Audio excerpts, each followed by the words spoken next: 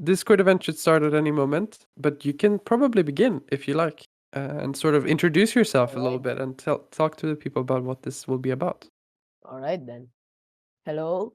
Welcome to the panel. Welcome to the panel. This is literally called All About Devscube. So expect a lot of self promotion. Yes. So I would like to let you know about that first. Um, and another thing, I want to first of all, I want to thank the Smith Summit team for hosting this great event. You know, curious. You're great. Um, and yeah, thanks for giving me a chance to showcase Devscube, my little project, to this world. So I have a presentation here with like 45 slides, I think. I honestly forgot. You can count them if you want.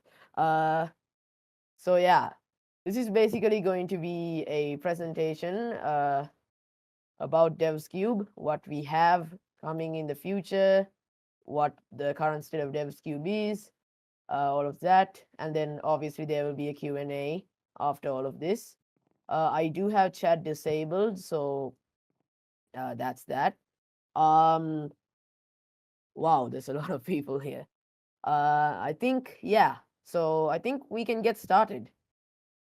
Okay, there we go. What exactly is Devscube? Well, Devscube is a simple team of data packers and map makers. Well, we make maps and data packs for Minecraft that you can download for free. Our team is very awesome, even though it's not that large, and they constantly help develop Devscube and its various projects. Uh, Again, apologies.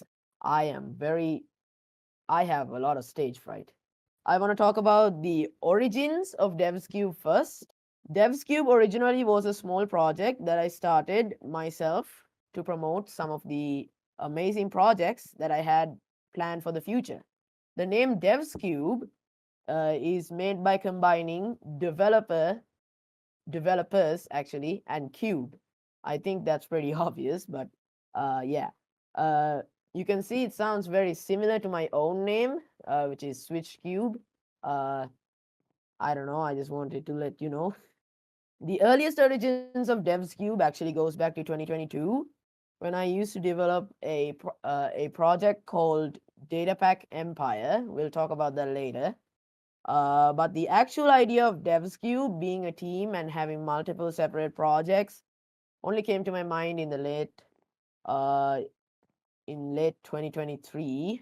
So my original SwitchCube logo was made by somebody named Don Kiro.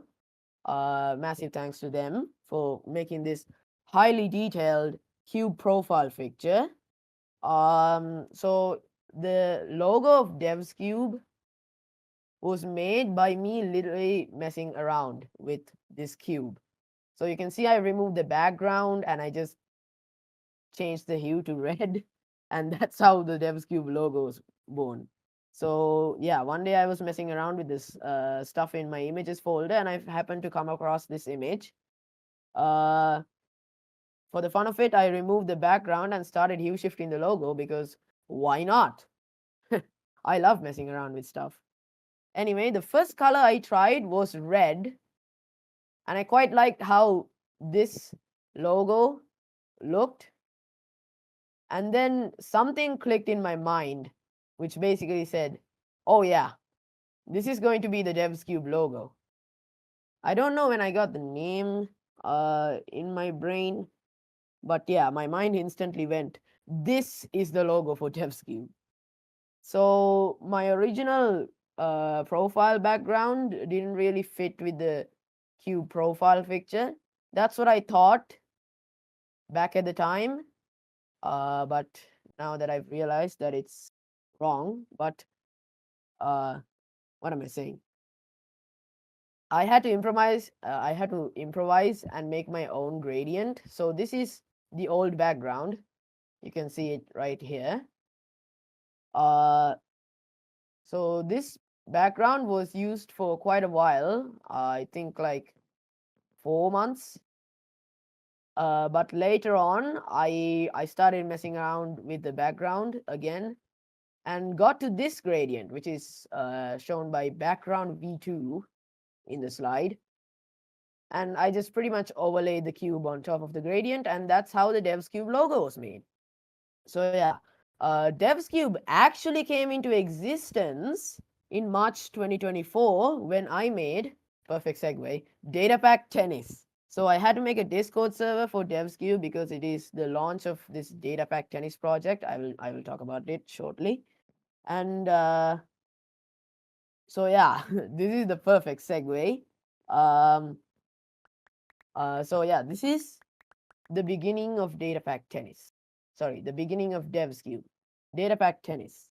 So what exactly is Datapack Tennis? Well, Datapack Tennis is sort of like a data packing competition. The original idea was from Gears Datapacks, or his Minecraft username, Gears_YT. He's right there. Hello. Oh my god. I told you there was going to be a lot of self promo in here. Um, yeah, so the original idea was from Gears Datapacks, and it was as follows. Somebody makes some sort of data pack based on a theme. He gives it to another person. That person somehow improves that received data pack and sends it to the next person in the queue. And this process repeats until the last person has made their changes to the pack. It was unclear how anyone would win this game, according to my research. I don't know. I don't remember. Um, but what I did find is that Datapack Tennis got the name tennis because it was being tossed around like a tennis ball between players. Ain't that fun? Hopefully that makes sense. Anyway, however, my version is slightly different. In my version, there are only two players in that previously mentioned queue. One person makes a data pack and the other person adds improvements to it. So the two players are called the creator and the upgrader. So the creator makes a sort of a data pack based on a theme, and the upgrader adds improvements such as fixing bugs, adding new features, etc., etc. And then various polls run in the Devscube community and surrounding communities such as Datapack Hub would decide the winning team. So the Datapack Tennis episode 1 was the first video uploaded to my own personal YouTube channel, and it marked the start of Devscube pretty much. In that first episode, I had no upgraders to go against, so I asked ChatGPT to give me ideas. All right, so my opponent was literally ChatGPT. So the theme was mob abilities. That's what the theme was. So my idea was to make a bunch of items that let you use the powers of various mobs in Minecraft. You can see some of the examples on screen that I made. The first one is the Guardian Shield. This would give you invulnerability for 20 hits of damage. The second one is the Phantom's Wing. It would let you levitate in the air infinitely. The third one is the Forbidden Soul. This one is basically like a ghost, pretty much. It lets you go into spectator mode for 5 seconds and then puts you back in survival mode.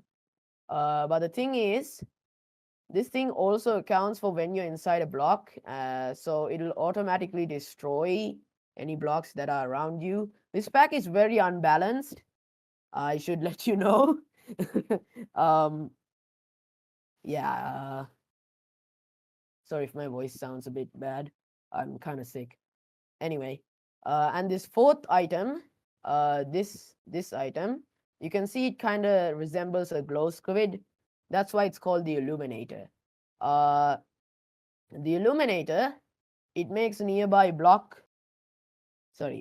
entities glow. That's what it does. I'm not creative, okay? Anyway, after I made my creation, you know, I'm a creator and I have to make the creation. I asked ChatGPT for ideas on what it wants to make. Because ChatGPT can't code, I had to I had to make ChatGPT's ideas myself. Um, I mean, I probably could have used ChatGPT to code, but I I don't want to deal with that.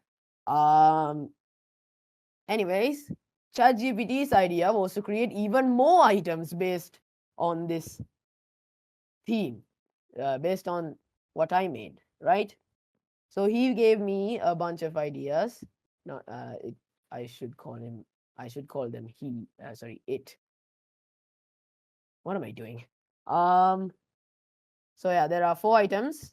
In the left to right order, these are zombie sprint, dolphin fin, feet of the strider, and barterer's charm. The zombie sprint would basically be an overpowered item that you can hold in hand. It increases your speed, increases your attack damage, and it does a bunch of other things that I don't remember at the moment. Apparently, I did not include them in my notes. Um, the second item is the dolphin's fin. Yes, it is a retextured kelp item. I am not great at this. Anyway, the dolphin's fin would let you swim faster. That's pretty much all it did. And then the third item is the feet of the strider. Yes, the feet of the strider would allow you to walk on lava by setting the block onto obsidian. These are not very original ideas, but who said they had to be original? Anyway, and the final item is the barterer's charm. This would provide you with different loot from the piglin's loot table. The advantage to this is that you don't actually need gold, but you actually get to roll the loot table 3 times. So you get 3 separate items, and it doesn't require gold, right? So yeah, you can see what the items, you can see what the rest of the items do on the YouTube video I released. Uh, I might sound cringe. Uh, yeah. Also, you can find the creation and the upgrades bundled into one data pack on Planet Craft. This is the banner art for the final result. You can see it here. Um, and then when I was making it, I also wanted to make a separate map called Mob Mastery. And yeah, this is how the second project of Devscube, called Devscube Map, was born. What is Devscube Maps? Well, Devscube Maps literally makes maps for people to play. That's pretty much all we do. So like I said previously, I released the first map for Devscube Maps. This sounds weird, but yeah. When Datapack Tennis was released, I made the first map for in the Devscube Maps project. It is called Mob Mastery. And then later on, I partnered with somebody called Skulked to make another map called Splatcraft, which is a recreation of Splatoon 3 in Minecraft. We'll talk about that later. First of all, let's talk about Mob Mastery. So, Mob Mastery has 3 different types of mini games. It is a mini game map. I don't think I mentioned that yet. And I've explained each one on screen here. If you want more details, you can head over to my YouTube and go to the 5-minute-ish timestamp. I don't know. Anyways, the first game is Explosive Spleef. It's kind of very similar to regular Spleef, but instead of layers, it has just one giant block of snow, and it spans. It has a depth of about 200 blocks. I don't actually remember. To get down to the lower levels, you have to use an item called an explosive orb, which was a suggestion from ChatGPT for Datapack Tennis 1. This explosive orb was going. It was supposed to drop from a ghast, and you would be able to right click it to shoot a fireball. So that's pretty much what explosive spleef uses. So instead of a shovel, that explosive orb item is used, and you can explode the ground. The game is quite lengthy because, like I said, there is a depth of 200 blocks, so it goes down quite a lot.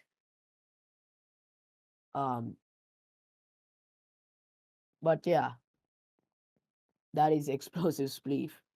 So yeah, this is my first map, so everything is not very thought out very well. uh, the second game is called Platforms of Slimy Death. One thing you'll quickly notice is that I'm not really great. I'm not really great at names. No, I'm not.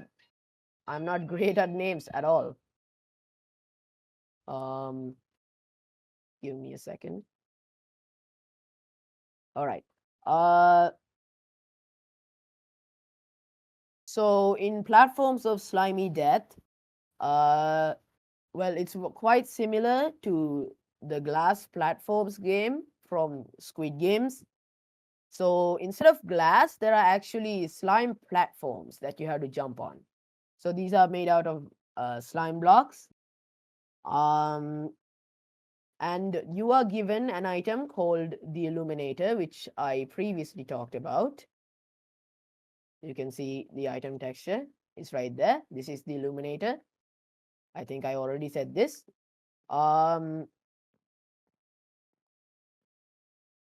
yeah, using this Illuminator, first of all, you would jump on a slime platform. You can choose either the left one or the right one. And then you would use the Illuminator to make the blocks below you glow. It actually uses a little trick of slime entities. So each block has a slime entity hidden inside of it. And when I use the Illuminator, the slime entities glow. And when they glow a specific color. It can be green or red. If you're on a green platform, if the slime entities below you glow green, that means you're safe to move on. Otherwise, if it's red, well, you know how the Squid game goes, right? You know how the Squid Games go, right? You just fall to the void. The first person to get to the other side wins, because there are infinite tries, as far as I know. Or maybe not. I don't know how I made it. But yeah, the third game is literally called Zombie Battles. Again, I'm not creative with names. It's like one of those tower defense games, but the towers are missing. Um, in this game, your goal is to protect a villager inside of a house. Zombies will spawn from 4 corners of the map and will try to attack said villager in the middle. And you can actually break the 4 corners. Sorry, you can break the spawners which are in the 4 corners. These spawners obviously spawn the zombies. But if you destroy these spawners, they actually regenerate after 30 seconds. So it's not permanent. That is one thing. But if you kill enough zombies, you can use the rotten flesh they drop to buy items from the shop that is next to the villager. To defend the villager for even longer. If you want more details, you can just watch the YouTube video. I am really awkward at talking. Yeah. Let's move on to the next slide. This is Splatcraft. So now let's talk about Splatcraft. Splatcraft is a recreation of Splatoon 3 in Minecraft by Sculpt and SwitchedCube. I obviously did the programming, and the texture art is obviously from Sculpt. Did somebody just shoot a arrow? Okay, whatever. Yes, it contains 3 different maps from Splatcraft. Sorry, Splatoon 3. Wow, I am really bad at this. They're called Manta Maria, Sturgeon Shipyard, and Wahoo World. You can use the basic weapons provided in the map, which are splatter guns and splatter bombs, to cover the maps with your ink.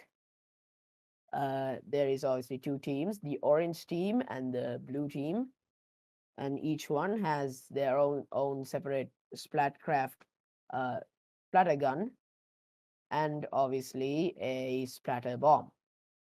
The splatter gun would obviously work like a bow or like a gun, obviously, and would shoot. And wherever you shoot it, it'll replace the blocks nearby with your type of ink. And the bomb would also work similarly, except you can throw it, right? You can throw it somewhere and it'll be placed on the ground. It'll stay placed on the ground for like a couple of seconds and then it'll explode, filling the area with ink. The team who has covered the most ink in the 5-minute period wins the entire game.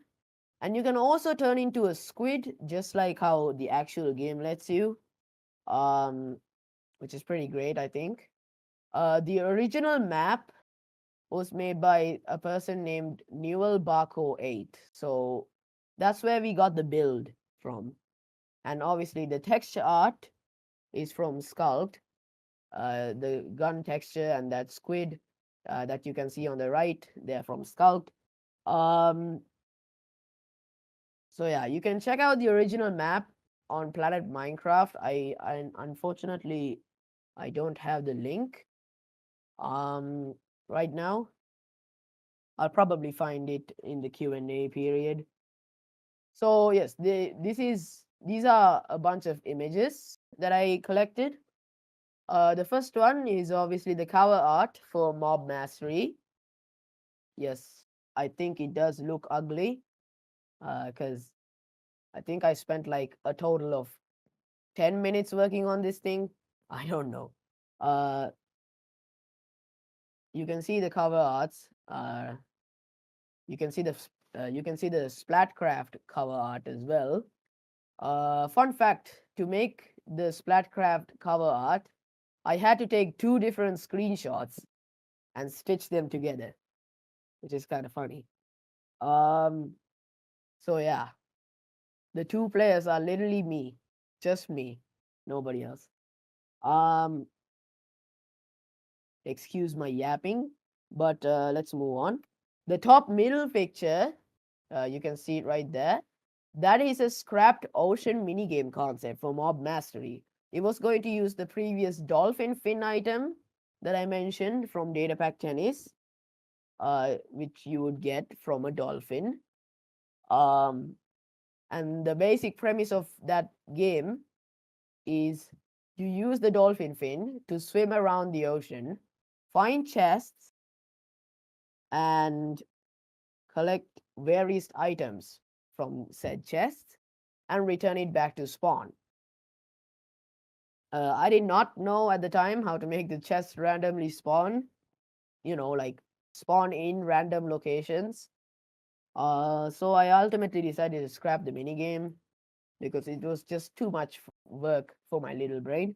If you go to the spectator mode and fly around the map for a little bit, I think it is possible to actually find the map for this scrapped minigame. I don't know. But yeah. The screenshot that is below the scrap minigame is the spawn area of Splatcraft. Obviously, the map is by Newell Barco 8. Check it out on Planet Minecraft. And you can also see this funny desktop wallpaper I made with the Splatcraft map.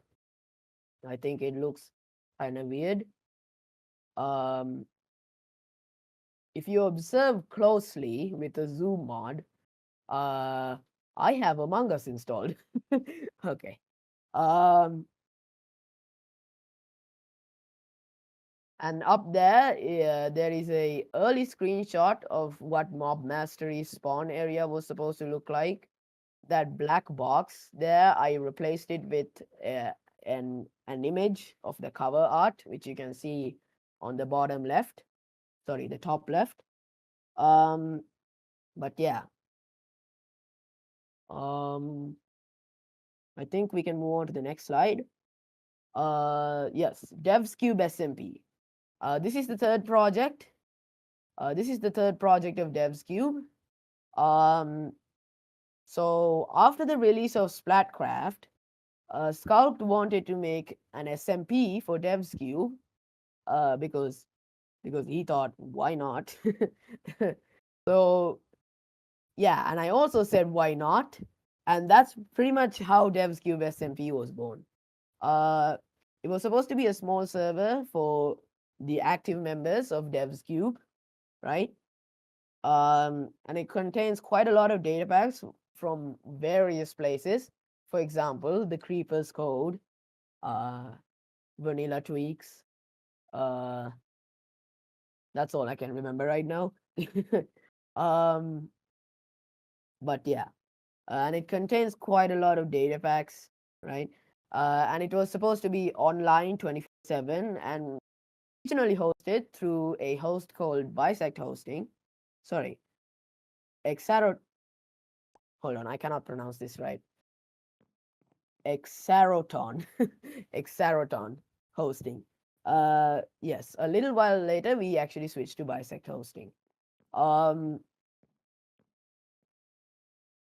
So yeah, recently we had to end Devscube SMP Season 2. Originally, there was only going to be one season, but some person went in and did something to the server, which forced us to shut down the server temporarily and start a new season. Personally, I think it was kind of bad because we lost quite a lot of the player base. Who would do such a thing? I'm reading chat. Who would do such a thing? Yeah, who would do such a thing? Anyway, yes, so recently we ended season 2 as well, in favor of switching to a better server host and also starting season 3, which is going to be much better. And hopefully with more player activity. But yeah, you can see that I crossed out the IP address because SMV is currently down because season 2 ended, and the IP will change in season 3. As of right now, we haven't set up the IP address, so I cannot show you the IP. So the lore on Devscube SMP is quite interesting, actually. The biggest parts of lore can be shown on the screen here. So the first one is SwitchCube's unofficial persona. So some people like to call me a furry, even though I'm not. Just to make sure that you know, I am not. So one day, this guy, Jagobold, yep, he's right there. he's right there. You can see him. Jagobold, wanted to make a persona of me.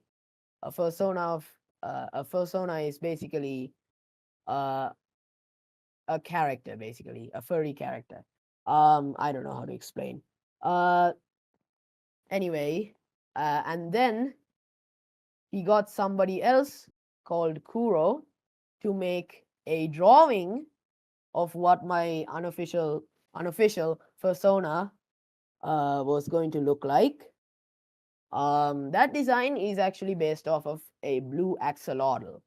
And then later on, Jagobold made Gura avatar, which you can see on the screenshot up there. The guy on the right is my unofficial persona. as a figure avatar. I thought it was kind of funny, so I wanted to include it in there. Uh, anyway, another part of the law is this guy called SwapCube. This is SwitchedCube, but if he was in an alternate reality by an active member of Devscube called 20 Florian. There's not much to talk about him actually. My lawyers have advised me to not talk about the image on the right, so we'll skip that. Um, anyway, so the server is actually kind of sentient according to the lore. So this is a conversation that happened before the server changed from Exaroton hosting to Bisect hosting. It's kind of low quality, so you can't really read it. So I think we should just move on. Um, I will ask you to ask no further questions on the right image. Okay. Anyway, a few months after the release of Devscube and the previous 3 projects that I mentioned, we also launched a Minecraft jam called Prompted. This is our most recent project that has been released, and there's actually a jam going on right now. There's the second jam going on right now.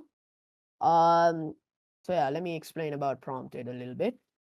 Prompted is a Minecraft jam where you make something out of a text prompt that is given. For your information, that is a text prompt, not a theme. This text prompt contains 2 blank spaces originally, which are filled by 2 random words selected using polls on Discord. There is actually a jam going on right now, like I mentioned. You can participate if you're watching this at the time the panel is released. That is for the YouTube viewers. Yeah, there are 2 blank spaces, so that will be pretty much something like this. Let me type it out in chat. That's pretty much how it's supposed to look like when the polls have not selected any words. So yes, there is something, something, and then there's a blank space, and then there's something else, and then there's a blank space again, and then there's something else. And these blank spaces are obviously filled by 2 polls run on Discord, and they're quite out of context, and people vote on those 2 polls, and whatever words are the winners of those 2 polls are used in the text prompt to fill out those 2 blank spaces. So I'll take the first jam and its text prompt to better explain what I mean. So the original prompt was called, is literally the ancient blank has awakened and the blank are in chaos. And you can see that the poll 1 and poll 2 are displayed on screen here.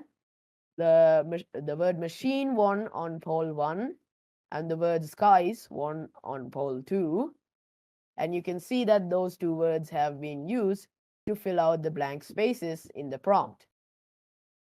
And this prompt was used as pretty much it was used as the theme, right? So in the first jam we got 3 submissions, not a lot, I know, but yeah, the winner was Celestial Invasion by Eggy112, a team member of Devscube actually. And the second place went to Cookie Panda's Skies of Chaos. Personally, I thought that was pretty cool. You can actually check out these projects on Planet Minecraft. Well, the first 2. And the third place goes to I Am Steve by Scout, another member of the team. And I also want to thank my good friend Tech Tac for helping me judge all these packs. Scout is Jack Black confirmed, real. Awkward silence. Yes, there is going to be a lot of awkward silence because I am bad. Stop reading chat. SMH, you can't read. Okay, fine. I am not going to read anymore. This is our biggest project yet, and it's called Eternum. So this is going to consume the largest amount of time from the channel, but I'll try to go over it quite quickly. First of all, I want to thank Ice Bear Warrior, Lunatic, Max Does Things, and Tech Tac for making the textures for this section. They're all team members of Devscube. So, Eternum. What the hell is Eternum? Well, Eternum is a revive of an old RPG project created by somebody named Mox Valix, who is, I think, yes, they're here. It is a revive of an old RPG project created by somebody named Mox Valix. Yes, Eternum contains 19 different classes, 350 and more abilities, a dungeon system, an energy system, a level up system, magic, custom items, and mobs, advancements, and also even more content that are coming in the future. The pack is intended to release around late December or early January, probably, if everything goes well. But yeah, the dates are quite subject to change. Anyways, you can see all the classes on the left here. We'll talk about some of the classes later. Let's talk about the main block that is found in the Eternum data pack. It is called the class table, and it is found in Plains villages, and you can yourself by using a recipe. The recipe is still to be decided. And it is quite basically the control panel for everything in the data pack. So you can do pretty much everything from this class table. I do have to let you know some of the textures are quite placeholder. Like for example, this yellow thing that is on the left next to me, and that green thing. I think I completely forgot to replace them with actual textures. Sorry about that. So yeah. So you can choose your first. You can learn abilities. You can switch your current class to a different one when you level your current class. You can also switch to a different class while you're already leveling up another class. It's a bit confusing, but I'll explain it later on. And you can customize which abilities go into your ability,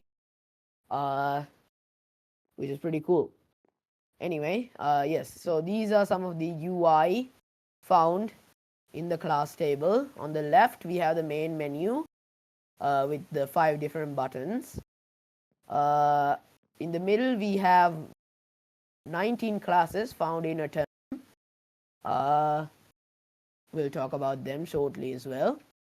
And this UI on the right is what the ability selection menu looks like. So this is where you would be able to select.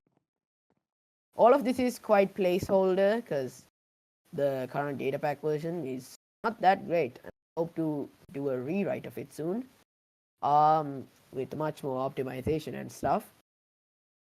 But yeah, this is what the current state of the project looks like. So this is the main GUI, right? This is where you can find the 5 buttons that lead to various. On the left, we have the second one is where you can choose which ability wheel. The third one is mainly info graphic thing, so you can know what your level is and you're currently learning. And then the fourth one is using a class stone.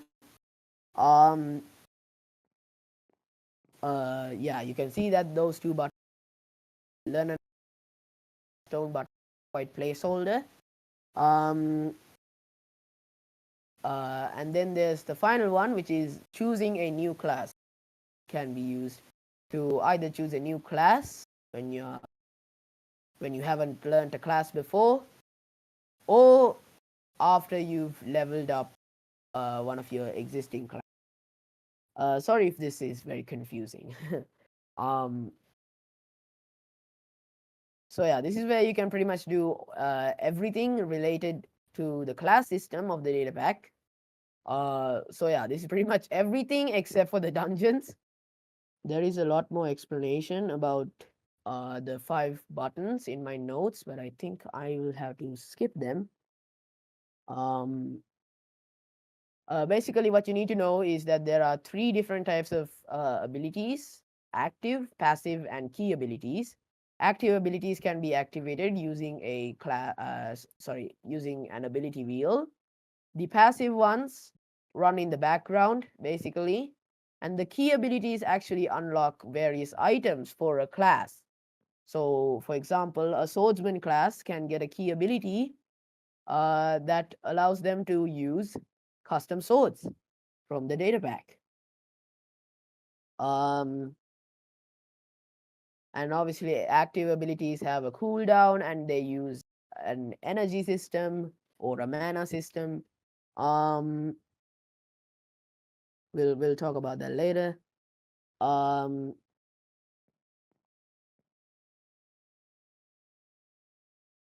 Yeah, so and then there's the class stone.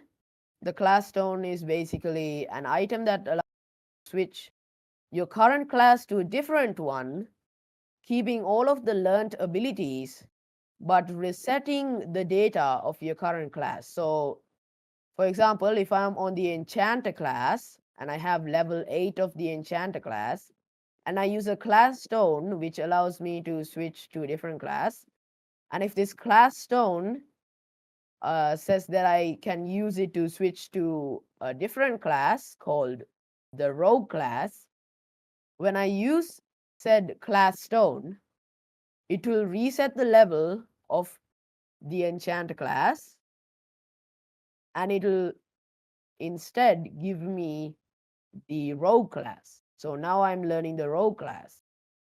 And basically, it'll keep all of your currently learned abilities from this class. So to learn an ability, you must have the class related to that ability learned. So yeah, hopefully my explanation is not very confusing. But yeah, maybe I can explain it more later in the Q&A or something. I don't know. I think I'm going to move on to the next slide. But yeah, if you thought that was a lot, well, you're not ready for more stuff that are coming on the way. This is the classes UI. It neatly displays every single class in a turnum. You can see all the classes. There are 19 of them at the moment.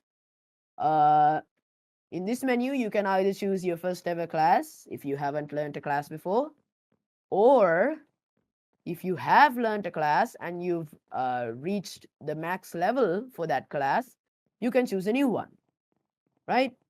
So the classes are from left to right and top to bottom order: Archer, Swordsman, Barbarian, Pacifist, Mage, Traveler, Wanderer, Druid, Warrior, Monster, Alchemist, Warlock, Rogue, Miner, Soldier, Enchanter, Healer, Summoner, and Smith. Smith Summit. Okay. This is the ability selection menu. So like I said, you can choose any ability here.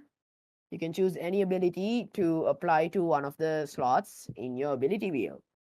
But it will only apply to your ability wheel if you've learned that ability. So if I go on clicking one of these random ones in the GUI, it just won't work because I haven't learned said ability. But if I learn that ability, then I could put it in my ability wheel and then I could use it, right? if it's an active ability, I can right click it. Um, hopefully my confusion, hopefully my explanations are not confusing. Um, yeah, so when you hover over an ability, it'll display quite a lot of data, like what type of ability it is, if it's an activated ability or a passive ability. Key abilities are not displayed in this GUI. And another thing is it'll show you which class is required to learn this ability and which level of that class is required to learn this ability, and it'll show what the internal name of it is, which at the moment is the exact same name that you see in the item name. And then it'll also show any incompatible classes or abilities. So basically, if an incompatibility is found in the ability wheel slots, this large section, uh, it will not apply this ability, basically. Uh, and then down there, you can also see how much energy it will require to work, right? But yeah, again, the data, the stuff here is kind of a placeholder. So this is definitely going to get changed. Um, and then up there is the change page button. And then obviously there is a stats button which show you what abilities you have in your 8 slots in the ability wheel. Let's talk about the upcoming features for Eternum in the dungeon system. The dungeon system will likely not be in the 1.0 release of the pack, and will probably release later on in version 1.1 if everything goes to plan. So an Eternum dungeon is a linear structure that is generated with random rooms. It'll have 3 spawner rooms, either containing reinforced or heavy spawners, 2 rooms with looters, these blocks, we'll talk about them in a bit, as well as a boss room, and a starting room. So now let's talk about the looter.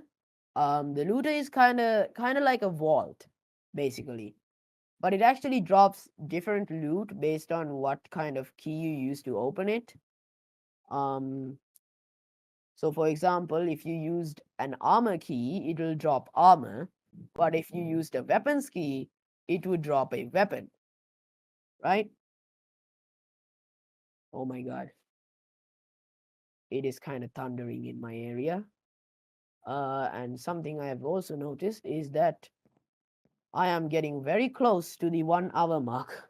I think I might have yapped too much. Okay, I'm going to speed up then. So yeah, let's talk about the dungeon spawners. So the reinforced spawner is basically a type of spawner that activate in a sequence. So the first one activates, and then once you complete that spawner, the next one activates, and this keeps on continuing for pretty much the entirety of that room. The dungeons are quite like trial chambers, so that's that. Obviously, with the mechanic of reinforced spawners, it allows you to increase the difficulty quite easily. So the first spawner would spawn easy mobs, but the next spawners in sequence would get harder and harder. And then the heavy spawner have a 50-50 chance to either drop loot or summon enemies. So it is a high risk, high reward type of spawner. And another note is that the heavy spawners, when they spawn the enemies, these enemies won't drop loot. So yeah, the energy system is quite a mysterious concept, even for me and the development team, because it is quite new. It was not in the original version made by Moxvalix. The way we have it right now, each class has a different system. Okay. However, no matter what class you are, any ability will always a specific energy amount. You can regain energy points in the same way you would regain health points. It is currently undecided whether eating food will grant you energy points. So yeah, there are a few things here. You can see 3 of the energy bars that are going to be inside the game. So you have the Smith class, the Monster class, and the Druid class. Each of them have separate icons. So this is the ability wheel. We'll talk about the logo. First of all, I would like to talk about what the ability wheel actually is. So the ability wheel allows you to use your ability. At first, you have 1 ability wheel slot, but as you progress in the game, you would get more slots. There is a max of 8 slots. You can put any active or passive ability in these slots. The ability wheel is an actual item that you cannot drop, so you have to right click it to use an ability. And it also requires energy to use an active ability, and obviously has a cooldown. And you can switch your currently selected ability by hitting F or the offhand key on the item. And the design for this texture was actually based on the logo of the original team which was working on in 2022. So yeah, this is also 2 years old. It was founded by Mox Valix and was called the Order of the Data Packers. The members were myself, Mox Valix, Gears Datapacks, Syllabear, Macroon, Wolfian, Jagerwald, and Dark Code 404. But yeah, the team kinda is dead. But I always wanted to revive this project. So yeah, Devscube was my opportunity to do that. So the texture of the ability wheel is supposed to be a nice Easter egg to the original team which worked on this project. Yes, the logo did contain an Among Us picture because, fun fact, I made that logo. Of course, I was going to put Among Us in there. Anyway, another fun fact, the name Eternum means eternity or forever in Latin. I don't know, I just wanted to let you know, I guess. We'll end the Eternum section with a bunch of pictures. The top left one is a screenshot of a class table which is found in a village. The next one is a concept for Eternum's advancements. You can see quite a few of them. The bottom left shows a dungeon merchant's trade. So this dungeon merchant is going to be a part of the dungeon system, and it will sell you class stones and class abilities which you can use. And then obviously on the right here we have the dungeons concept. This is just a concept. I don't actually have anything working related to this. But yeah, you can see that it has a deep slate theme. And it looks very similar to the trial chambers. So this is Datapack Empire. The textures are by Jagerwald. Datapack Empire is calls it a mod pack but for data packs, and it contains updates to many aspects of the game. The first update is going to be the enchantment update, which is I don't have a lot of time to explain about this because apparently I have. So this is the enchantment forge. You can do things such as combining scrolls, applying runes, applying tokens and jewels, making curses, shattering items, upgrading books, of enchanting. I'm gonna have to go really fast here. The scrolls can be used to make the enchantment from an item and store them for future use. Applying runes, so the runes can either modify the power of an item, stop it from breaking once, or stop it from breaking forever.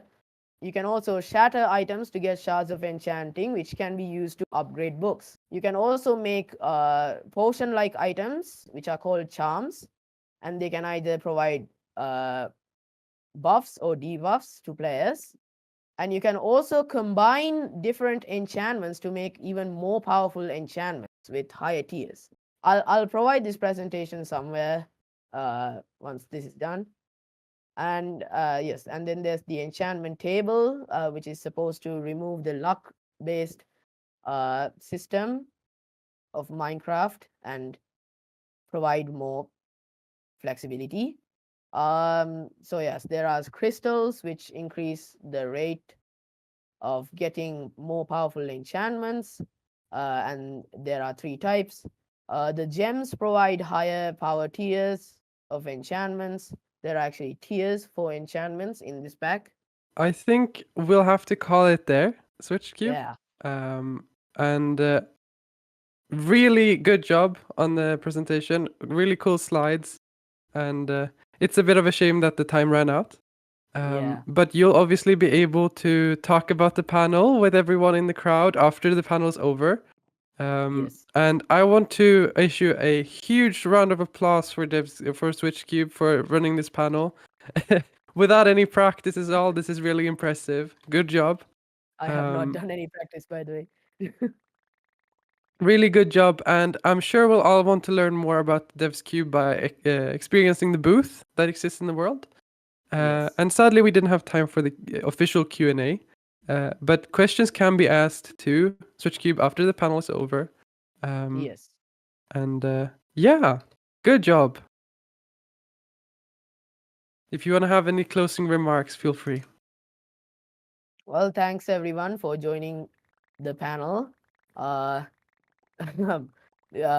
had a lot of fun with this, and I also want to thank the Summit team for hosting this event. This is really awesome. But yeah, I think since I ran out of time and stuff, I think it is good if we end this panel now. I think if it's possible, I will provide the presentation somewhere else in the Discord, so that you can actually read up on whatever this stuff is. Yeah, we'll I call think, it there. And thank you everyone for watching. yeah, The stream will now be ending. And thank you see all everyone. for joining in.